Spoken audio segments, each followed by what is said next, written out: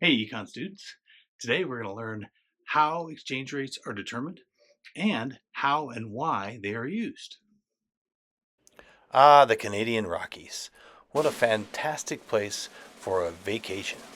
What does this have to do with exchange rates, you may wonder? Well, say you want to take a trip to this beautiful place, Banff National Park in Canada. Hooray! What a fantastically fun trip this will be. But wait a minute, Canada doesn't use US dollars, they use Canadian dollars. How are we going to pay for things up there? Let's talk about the foreign exchange first. When we talk about exchange rate, we're talking about relative price of currencies. So on our trip to Canada, we'll have to exchange US dollars for Canadian dollars or Canadian dollars for US dollars, depending on how you look at it. In a similar way, this works for exports and imports as well.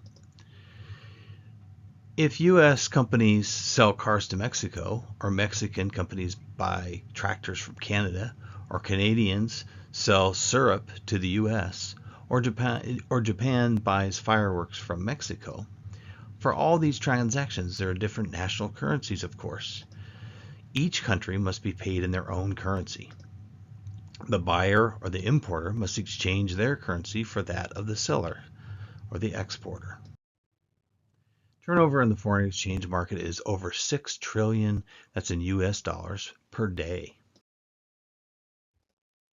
So in the foreign exchange market, we only look at two currencies or countries, different countries' currencies at a time.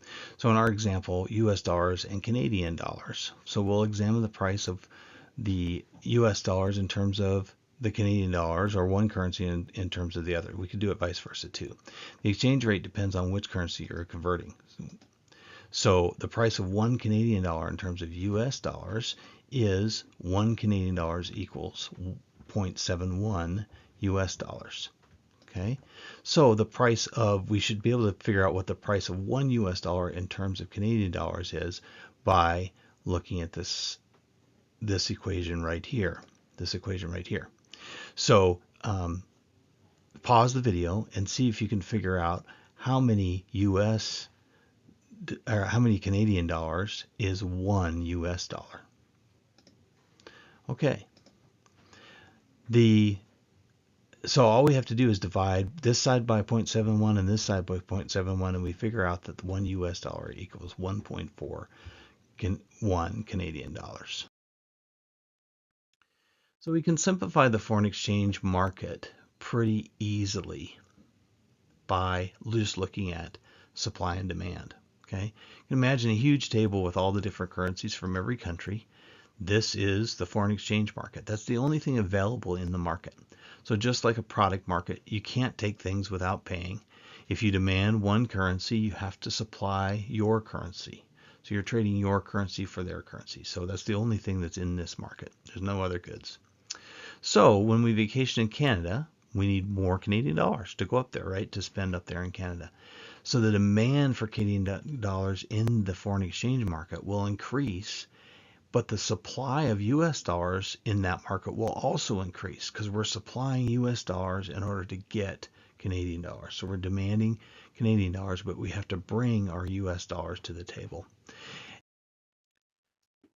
So we'll talk about this a lot more in future videos, but we can see in our standard supply and demand graph that we have a quantity down here, in this case the quantity of Canadian dollars, and the price up here in terms of US per Canadian dollars up here for this Canadian dollars graph, supply and demand graph.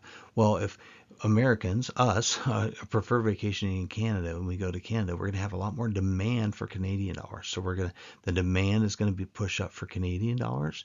But over here on the US dollar graph, again, the quantity of US dollars on the bottom and the price of US dollars per Canadian dollar on top, we're going to see that the supply, we have to supply our dollars to get the Canadian dollars. So we have to increase the supply in the foreign exchange market, which is going to decrease the price of US dollars. Again, we'll cover that a lot more in later videos. So let's look at an example case for imports and exports. So for example, Tesla is made here in the United States, and they sell their Tesla Model 3 Performance for depending on what options you get, for about $42,000 US. Well, in order to figure out how much they have to price in Canada, they would have to know what the exchange rate is and be aware of the changing exchange rate. And how the exchange rates change and why will be the topic of our next video.